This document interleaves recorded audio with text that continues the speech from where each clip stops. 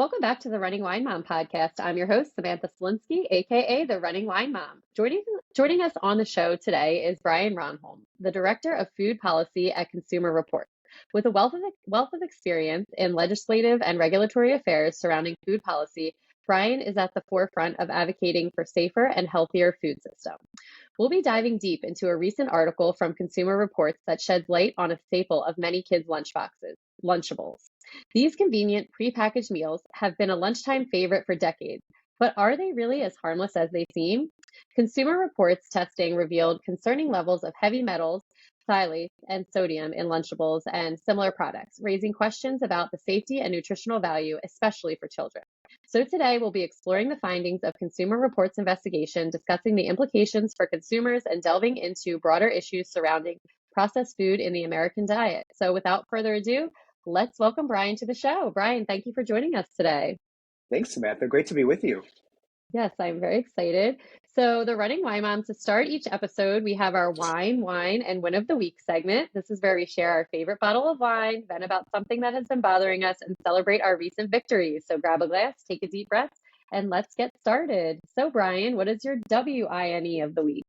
All right, so I have my wine with me right here. I don't remember the brand, the label, but this is a Pinot Noir. I tend to drink more red wine, and Pinot is a favorite, as along with Malbecs and Merlots and Cabernets. So that's my wine, and I intend to enjoy it during our discussion. So thank you. Well, cheers. And what is your WHINE of the week? It's probably just the way industry tries to convey information to consumers. They're obviously beholden to profits, and because of that, I think the way they convey messaging to consumers can be kind of misleading. They're trying to lead consumers to believe certain things that may not be completely true about whether a particular product or their specific product.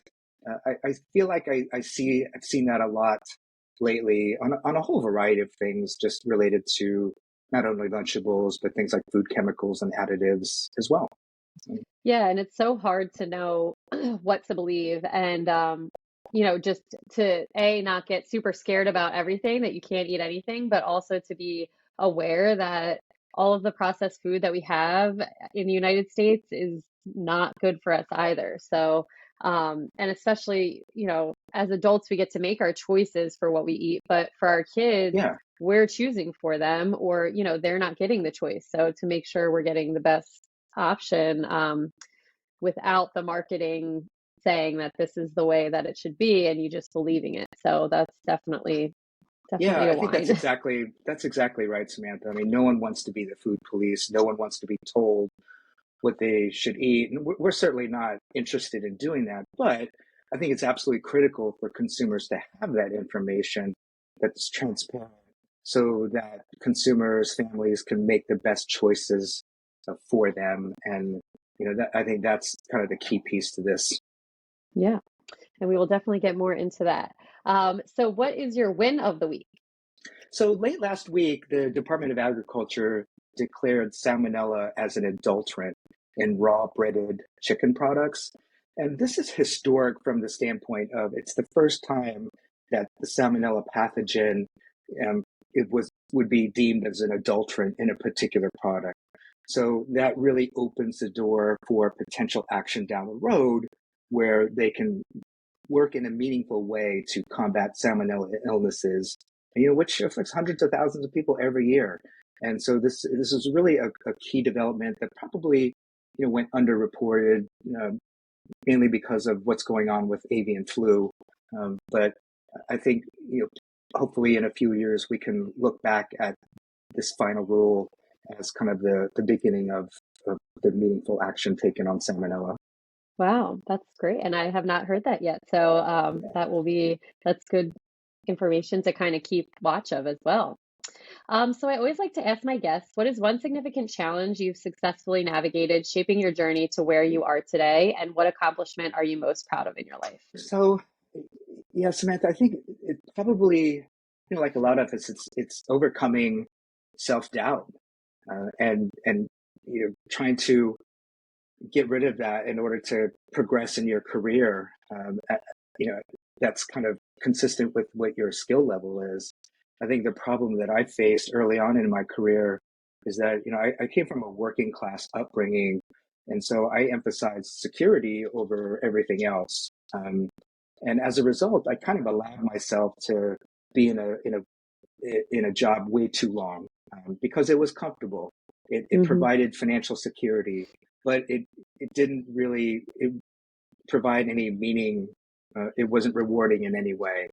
And so I think overcoming that and, seeing other folks in the world driving themselves, like I'm capable of doing that as well. I'm at that level as well. So I need to kind of overcome that self-doubt, that inertia that besets us all, I think, at some point in our lives, and be able to kind of put yourself on a better trajectory in terms of career. And that's what I ended up doing. And that what that translated into was, I'd always wanted to work on Capitol Hill as a congressional staffer.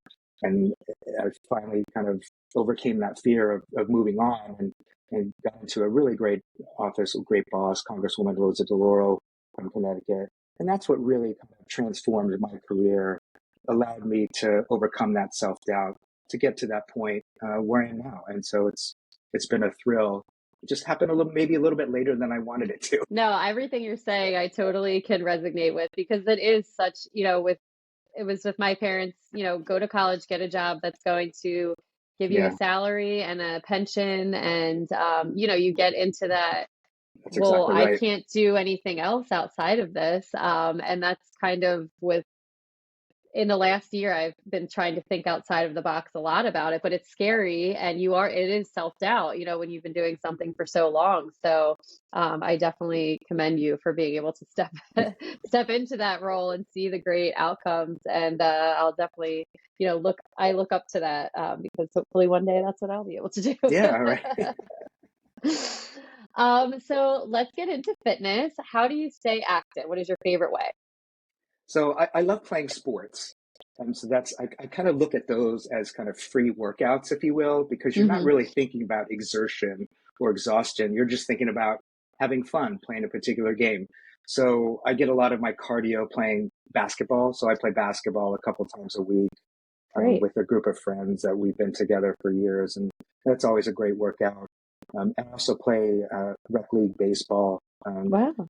That's obviously not, you don't move as much in baseball, but it's still a lot of fun, and there's some movement. It's time outside, and that's also tons of fun, just kind of being with a group of friends and all of that. So yeah, I mean, one of the things that I need to really work on is better strength training, especially as I'm getting older. You hear about all of this information about how it's really important to work on your muscles to support the joints and all that. So that's something that I need to do better about. That's all right. Listen, movement is so important no matter how you're getting it. But yeah, strength is so important, especially, as the years go on, because it just declines and it's hard to bring it back. But you'll get to Plenty of time, it. right? Plenty of time. So how does maintaining your fitness routine contribute to both your motivation and your understanding of the relationship between mental health and physical health? It is amazing how much physical exercise can really impact your mental health. And the way I see it play out on a regular basis is, negative thoughts start creeping in your mind when you're not active and you have a lot of time to sit and think. And if you're focusing exclusively on work and not really thinking about how to move your body, you tend to kind of allow yourself to fall into that vortex where it's just like one negative thought begets another, and you're just in this vicious cycle. And the way you kind of shake out of it is, after I've either played baseball or basketball, or even just kind of going on a strenuous walk at a nearby trail while listening to good music on the headphones, it's amazing just how much that picks you up when that Hmm. happens. At least that's what happens for me. You get this great song going and you're moving, and if people weren't around, you probably would try to dance move too. Yes. But Or with yeah, people around, right, who yeah, cares? exactly. And so when you're doing that, it really is invigorating, and suddenly you're kind of out of that cycle of negative thoughts, and it feels so refreshing and invigorating. And so I try to remind myself of that all the time, to get out and move. Yeah, it's hard. It's like again, a cycle of you don't want to do it, but then while you're doing it, you're still kind of sometimes like, oh, this feels all right. And then after you do it, you're like, this is why I did it. I feel so much better. It sets you up for positive Yeah, why didn't I do this? day Why or don't I do night. this more often, right? Right, right. So let's get into parenthood. Can you tell us about your family?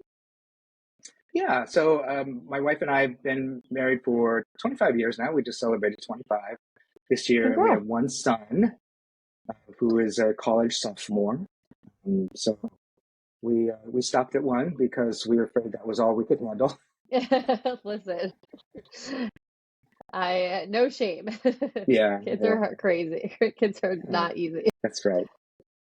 So what were you least prepared for in parenthood? Well, Samantha, I think it was the constant worrying.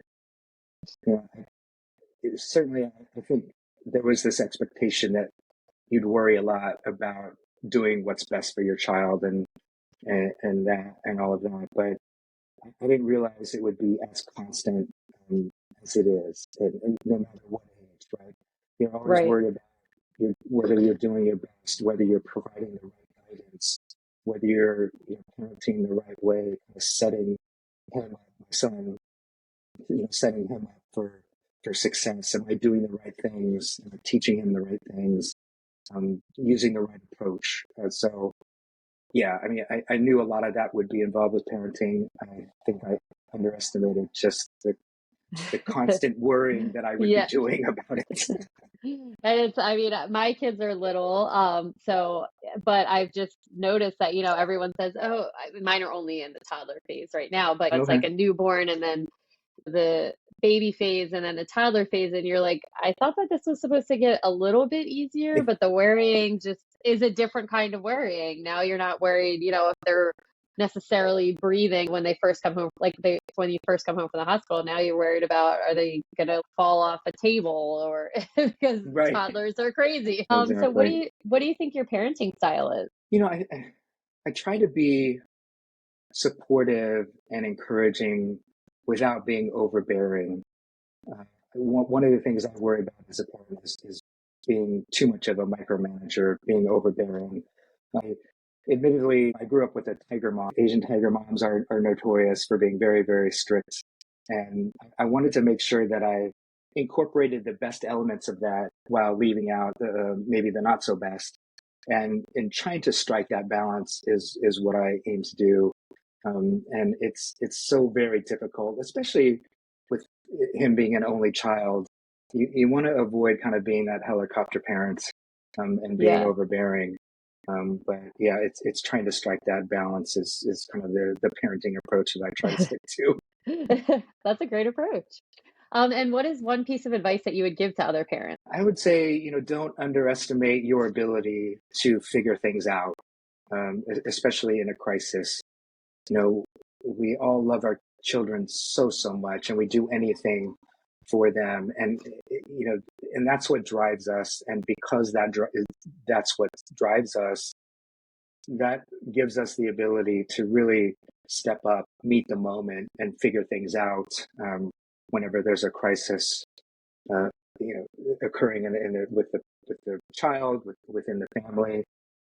It's amazing what you're able to do when the stakes are high and the pressure is immense, and that's what being a good parent is all about. Yeah, that's great advice. All right, well, let's get into you. So, as the director of food policy at Consumer Reports, what are the key advocacy initiatives you're leading to promote a safer and healthier food system? Yeah, so Samantha, the way we look at it, the way I look at it, food policy is to look at what are the threats, both in the immediate term and the long term, and I think that's the way consumers should look at it too. Hmm. So in the immediate term, there's pathogens like norovirus, salmonella, and E. coli. We're familiar with those.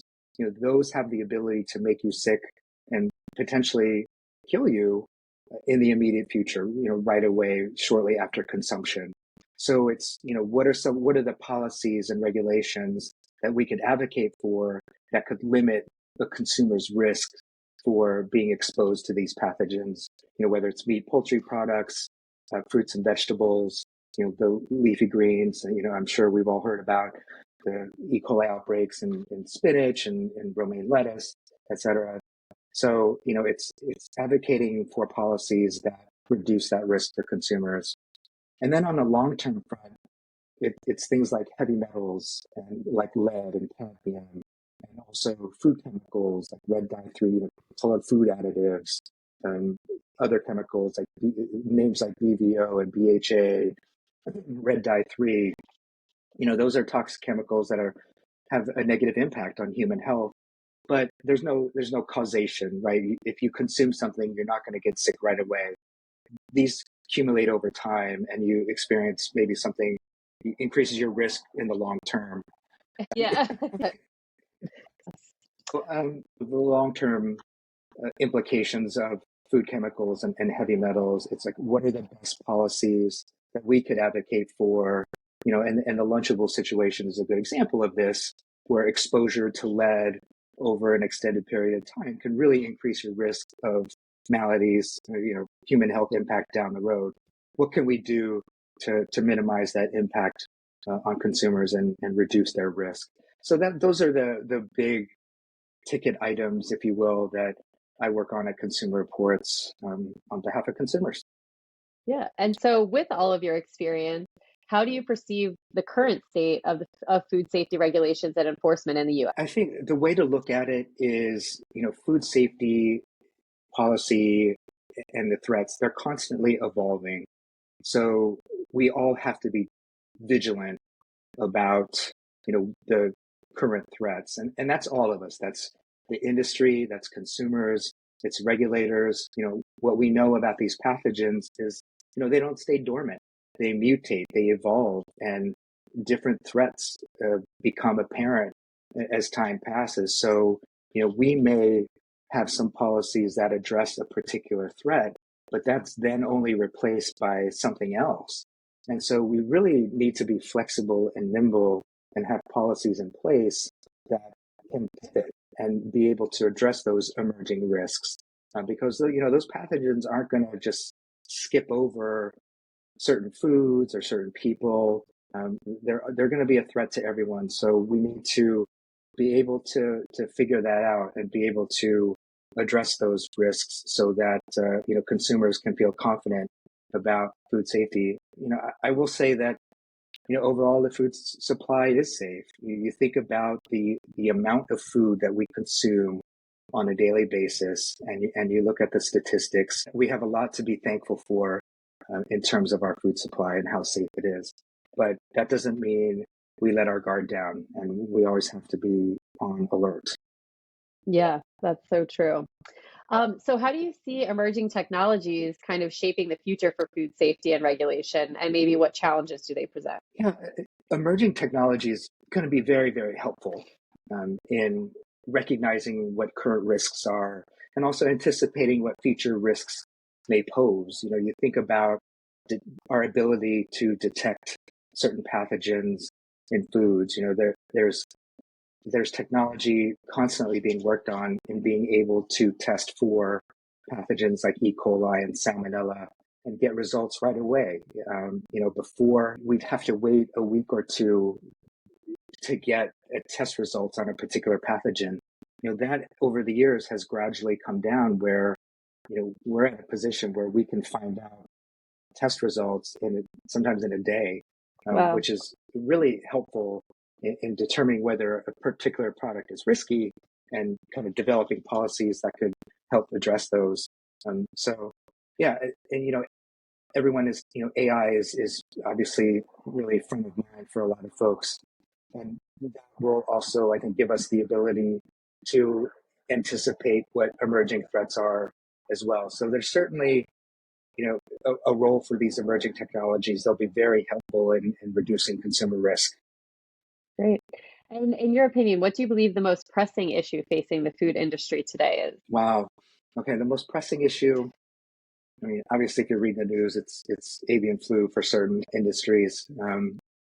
But yeah, I mean, I think it's staying on top of the emerging threats. I mean, I think that's the pressing issue. It's being able to identify, both the immediate term threats and the long term threats. And if you're looking at, I just talked about kind of the short term threats, but when you're looking at long term threats like lead and cadmium, other heavy metals in food, it's like, what are the best technologies to reduce that exposure, to minimize risk? Where are the best places to produce these products? Grow ingredients where there is less, lead present in the ground, because these are naturally occurring. So yeah, I mean, that's pretty much the most pressing issue now is staying on top of those emerging threats, because and the avian flu situation is a good example, because it's something that just it pops up, and we have to be ready. All right, so let's get into the Lunchables. Like I was saying, the topic of so many of my group text messages, because so many of my friends with kids are like, "Oh my gosh, what are we doing?" So the article highlights concerns about heavy metals and phthalates in Lunchables. How do these contaminants pose risks to consumers, especially in children?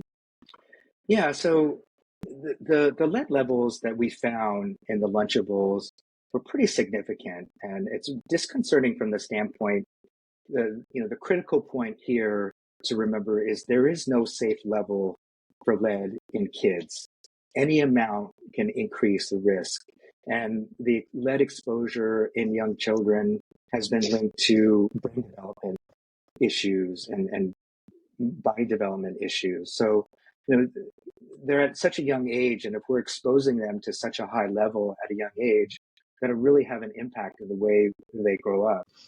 For adults, consistent exposure to lead over time can lead to high blood pressure, to kidney damage, and certain cancers. So the threat isn't just limited to kids, and so that's why it's such a disconcerting problem that we find these in a product like Lunchables that are very popular. And so one of the questions that, I was getting in a lot of the conversations was, well, what's the difference between a school Lunchable and a regular Lunchable? And with the difference, why is there such a difference? So for the companies that are involved in the school lunch program that make their product involved, what they did was they did modify the product slightly to meet certain nutrition standards. So, I think one added a little more meat to it in order to kind of increase the amount of protein made available for kids. But in the process of doing that, it increased the sodium content, which is obviously another critical issue of this, because as we know, so high sodium levels are linked to high blood pressure, cardiovascular problems later on. And so if we're introducing such high levels of both lead and sodium at a young age, it just really increases the risk of health issues down the road. So yeah, so they've made these modifications in order to meet certain guidelines, but unfortunately in the process, it increases the sodium. So the article mentions that none of the tested Lunchables exceeded the legal limits for contaminants. How do the regulatory standards for such products compare to emerging research on health risks? So here's where it gets a little misleading from the standpoint of what the lead content is.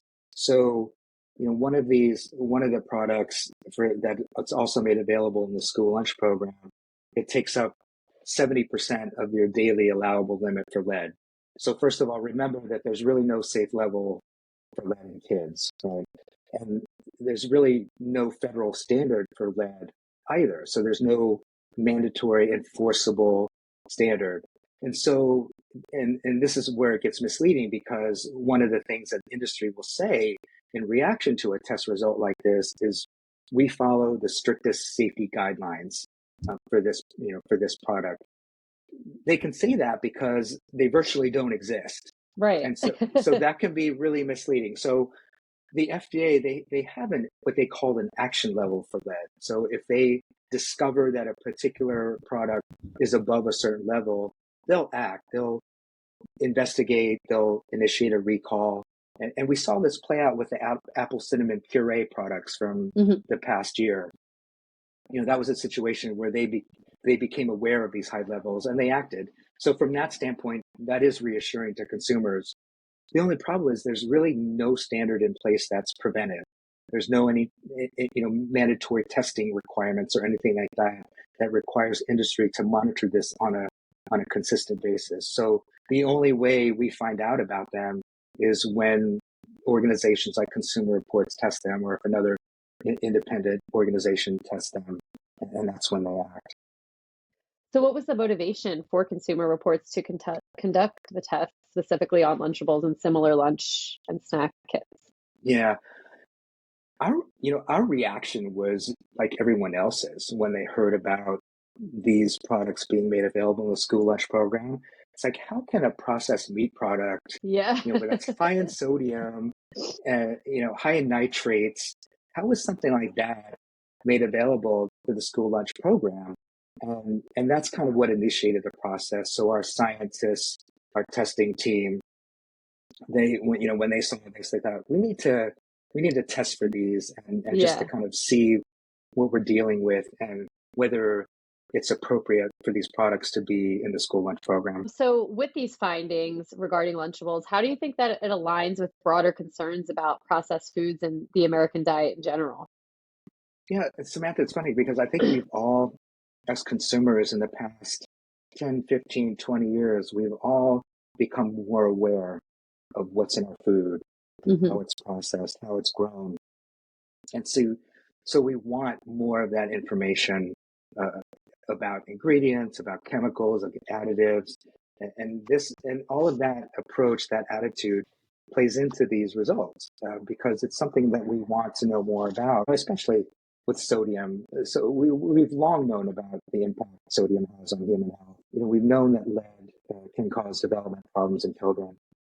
So we want industry to be more transparent about these things and be able to kind of do more of that type of testing to make sure that these limits are as low as possible. We totally Yeah. understand that, especially for these heavy metals, a lot of it is naturally occurring in our environment. So it's going to be in the soil, it's going to be in water, it's going to be in the air.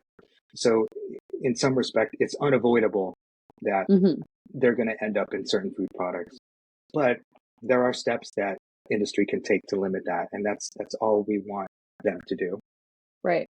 And that's what I think in the article it did say that Kraft, who is the parent company to, Lunchables, that they were going to make some tweaks to the Lunchables to Yes. fit within the guidelines of National School Lunch Program. What were the adjustments, or did they say what the adjustments were, and how significant were they in terms of improving the nutritional value? Yeah. A couple of so Kraft Heinz and the Maple Leaf Hmm. Foods, they had indicated that they were looking to reduce the sodium content for the school lunch version in particular. So, that was reassuring to hear that they recognize that this was an issue and they're looking into taking steps to reduce it. So hopefully they do follow through with that. Yeah. And it also, in the article, it mentioned that some countries have started setting food policies based on the level of food processing. What lessons do you think the U.S. can learn from these approaches? Yeah, I mean, it's a great lesson that can be learned, here, because certainly it goes into the consumer attitude of, wanting to learn more about what's in our foods and how it impacts our bodies. And as we become more aware of that, we're, maybe a little more skeptical of how food is processed and more skeptical of ultra processed foods, and, making sure that we're not limiting not only the availability but our consumption of it. If we want to give ourselves a chance for a long, healthy life, we want to be able to reduce that risk and know that we can do that by avoiding ultra processed food. So, that's certainly a lesson that we're beginning to learn. It may be, maybe we're learning it a little bit slower here, but hopefully, we can keep keep going and Yes. get to that point. Oh my gosh, I know. It's like not, I mean, to kind of like divert a bit, but like the students, when they come in the morning, I'm high school health and phys ed, They come in with those, what are they, Takiti or Takati? I don't even know what they are. They're these like definitely high in red dye, like Yeah. almost like Cheetos, but they're something different. They're like hot. And I'm Takis, I like, think is what. yes, Takis. That's what it is. Yeah, I'm like, oh my gosh, I should know that, right? But they're eating them the first thing in the morning at, 7:40 in the morning. That's their breakfast, probably with, a side of something sugary. And I'm like, you guys, this is terrible for you. You are starting your day with all this, red dye in there and all these other, and then maybe they're going to eat a Lunchable for lunch. I don't know, So it's like it's just yeah, the way that I feel like so much in, the US maybe needs to switch it up, and hopefully articles like this will, kind of help that. And along those lines, what advice would you maybe give to parents who are giving their kids the school lunch and maybe they don't have time to pack lunch, or they're, under the like free or reduced lunch for their sure. kids? Like what advice could you give to them? Yeah, this is where it gets complicated, of course, because we're parents and we have insanely busy schedules, right? We're trying to kind of figure out the family schedule in addition to figuring out how we're going to eat, what we're going to eat, and that's why a product like Lunchables fits in because it's so super convenient Hmm. for parents, and it's really difficult for parents to kind of bypass that convenience and say, Right. okay, this is a way of feeding my kid, get some protein. It's less work. It allows me to focus on other things. So here you go. So it does require, it ends up where the consumers are probably most burdened as part of this process. It's sitting down with your kid and looking at the menu at the school and figure out what are the best options. But we all know that even when we Yeah. do that, when those kids aren't looking, I mean, Yeah. certainly my child, when he was in high school, probably ate Takis for No. breakfast. Yeah, I know. So, when they're not, when we're not looking, they're going to consume what they like, and then there's no way of avoiding that. But try to balance it out as much as possible to the extent you're able to. Making available fresh fruits and vegetables, limiting the intake of these Lunchables, because I know a lot of parents will buy these for consumption at home because of the super convenience that it offers. Maybe that's a situation where you limit those purchases, especially if your kid is already getting that option at school. Right. So at this point, it's try to limit that availability, limit those options as much as possible, and try to make available, the fresh fruits and vegetables to kind of try to counteract that. So are there any ongoing efforts or initiatives within the food industry or regulatory agencies to address the concerns raised by Consumer Reports regarding Lunchables and the similar product? Yeah, so from the industry side, they're certainly becoming more aware of the issue. A lot of it has to do with reports like ours that kind of shed light on these heavy metals. And last year we had an investigation into heavy metals in dark chocolate, Yes. which also resonated with a lot of folks. Yeah, I was And able to actually interview Dr. Rogers about yes, that. it's Yeah, so we did that in the winter, or yeah, January, I think, which was really eye-opening. you're right. And yeah, and so that's a situation where you saw some industry folks become more aware of what was going on and look into their process, both whether it's processing equipment and also where in the case of dark chocolate where the cocoa beans are grown, Hmm. could they find a different source? Hmm. So that applies to not just cocoa beans and dark chocolate, but other foods as well. So what are the ingredients that poses the bigger problems? Where can we source those differently? How can we modify our processing equipment to limit exposure so it's not ending up in our product? So there are steps that industry has taken to do that. So Right. give them credit that some of them are looking into that. On the regulatory side, FDA is trying to work on an initiative called Closer to Zero, meaning Okay. closer to zero exposure to heavy metals, especially lead. Um, they are struggling to find the resources to be able to address that initiative in any meaningful way. That's something that they have long struggled with. A lot of it has to do with kind of food. The food side of the FDA often doesn't get as much attention as the drug and device side. And so as a result, they don't end up with as much resources. And because of that, issues like this tend to fall to the back burner because there's no immediate threat to consumers. Yeah. So kind of in the same realm of that question, but maybe for you personally, looking ahead, what changes or improvements would you like to see in the food industry to ensure safer and healthier options for consumers, especially in the realm of packaged and processed food? Yeah, I mean, I think, Samantha, the transparency is key. It's letting consumers know, how food is processed, what are the ingredients, what's the science behind the ingredients.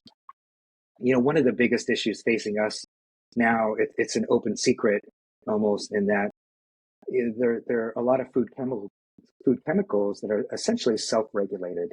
Right? It's food companies, chemical companies can decide on their own whether a particular chemical is safe and introduce it into the food supply. And they don't have to notify the FDA. They don't have to notify consumers. They can just put it out there and just declare that our scientists think that this is safe. And that's just kind of absurd that this is allowed to happen with our food system. So that just kind of points to the need for greater transparency, so that consumers can make their decisions. Like we talked about, we don't want to be told what to eat. We can make that decision ourselves, but we'd like to have all of the information that we want so that we can make the right decisions. We certainly may decide, okay, I'm going to take this risk on a particular product, but I'm going to limit it. What's going to be needed is greater transparency from industry. So you've given us so much information. Is there any additional information or insights that you would like to provide that maybe we haven't covered? And it's okay if there's not, just out of Yeah, I mean, I think it's just important to emphasize there's probably more of a burden on consumers than people realize when it comes to monitoring the food supply. Just the situation that I had outlined with food chemicals, that, those can just get introduced, at the whim of industry. So it's up to us to educate ourselves, to stay on top of stories, and to stay on top of the best practices that we can do at home. And it's also kind of try to decipher what industry is trying to tell us. Right. There's a couple sentences in a news release that industry typically puts out that should immediately cause skepticism for consumers. The first sentence is, food safety is always our top priority. Usually when they say that, it's because they've done something wrong. Okay. Or, maybe they're not doing something as much as we would like. The second one, we mentioned this earlier, is, we follow the strictest standards available. And if they're saying that, it usually means because those standards virtually don't exist. There's no standards. Right. Yeah. They're virtually meaningless. Which is crazy. It is crazy. And that makes it more important for consumers to stay on top of that type of stuff. Yeah. All right. Well, that is a great place to end it. So that's going to bring us to the end of another episode of The Running Wine Mom. A big thank you to Brian for sharing his expertise and insights with us today. As always, I encourage you, our listeners, to stay informed about the food choices you make for yourselves and your family. Remember, knowledge is power when it comes to navigating the complexities of our food system. As always, if you enjoyed this episode, please consider subscribing, leaving a review, and sharing it. You can follow me on Instagram at @TheRunningWineMom_. And Brian, where can the listeners find you? So you can find us at consumerreports.org, and hopefully, we can get some subscribers. And we all, everyone knows that we're known for a review of cars and home products and all of that, but we do a lot of good food work. And in fact, if you'd like 30 days free access to Consumer Reports, go to cr.org/food advocacy, one word, and enjoy 30 days. You provide an email address, and hopefully that's okay. And so take a look at what we produce on a daily basis, and hopefully you'll enjoy it. You can get a lot out of it. All right. And I will link all of that. Well, thank you, Brian, so much for this. I appreciate you taking the time out of your day to talk to me. Thank you so much for joining me today. Remember, you are strong, you are capable, and you are all amazing. Until next time, keep running, keep sipping, and keep embracing the joy of parenthood. Cheers, and I will be back next Tuesday.